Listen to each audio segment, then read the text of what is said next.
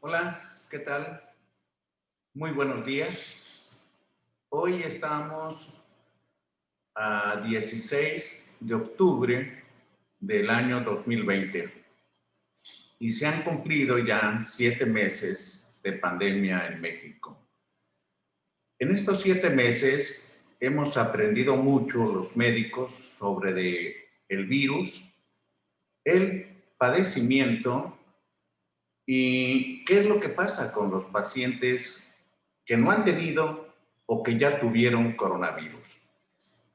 Y hoy en especial quiero referirme a aquellos pacientes, sobre todo los jóvenes, que ya padecieron el COVID-19, algunos con muy pocos síntomas, algunos incluso asintomáticos, otros con síntomas ligeros, y consideran que como ya tuvieron el coronavirus, ellos ya están inmunes y pueden hacer una vida sin ninguna protección. Muy lejos están de la verdad. Y yo quisiera alertarlos el día de hoy porque estamos viendo, sobre todo en pacientes jóvenes a nivel mundial, que se están infectando hasta 2 o 3 veces más. ¿Esto qué quiere decir? Pues podría decir dos cosas desde mi punto de vista. Uno, que la inmunidad que se pudo haber producido por haber padecido la enfermedad del COVID-19 es limitada y temporal. Y la otra situación que también es posible es que el virus esté mutando dependiendo de las condiciones ambientales o de la estación del año. En ambas circunstancias, el motivo de la alerta es porque algunos pacientes que incluso han estado asintomáticos durante el proceso agudo de replicación del virus, entre las 3 y 6 semanas después de haberlo padecido, se sienten ansiosos, les cuesta trabajo dormir, algunos sienten alguna molestia diversa y aquellos que han acudido conmigo y que les hacemos pruebas respiratorias, vemos que sus capacidades pulmonares han disminuido, sobre todo el volumen respiratorio forzado del primer segundo, que equivale al flujo expiratorio máximo.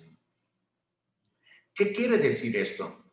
Que como todavía estamos aprendiendo el comportamiento de una enfermedad desconocida, conforme se van presentando casos, vamos acumulando experiencias de qué es lo que sucede. Y es fácil pensar que un joven con las defensas que tiene, pues simplemente no se puso grave clínicamente. Pero eso no quiere decir que el virus no haya producido daños internos, sobre todo inflamatorios, a nivel pulmonar. Y esa inflamación, al dejar de estar agudo o subagudo, se empieza a transformar en fibrosis. Y esto quiere decir que algunas personas que ya padecieron el virus van a tener menos capacidad respiratoria, nada más que necesitan hacerse una prueba para ver que se ha deteriorado. Y algunos otros, eh, bajo circunstancias sobre todo de pérdida de la precaución o que ya no tengan el cuidado necesario para protegerse y proteger a los demás, y considerarse que como ellos ya tuvieron el padecimiento, ya pueden salir sin cubrebocas, sin guardar la sana distancia, etcétera.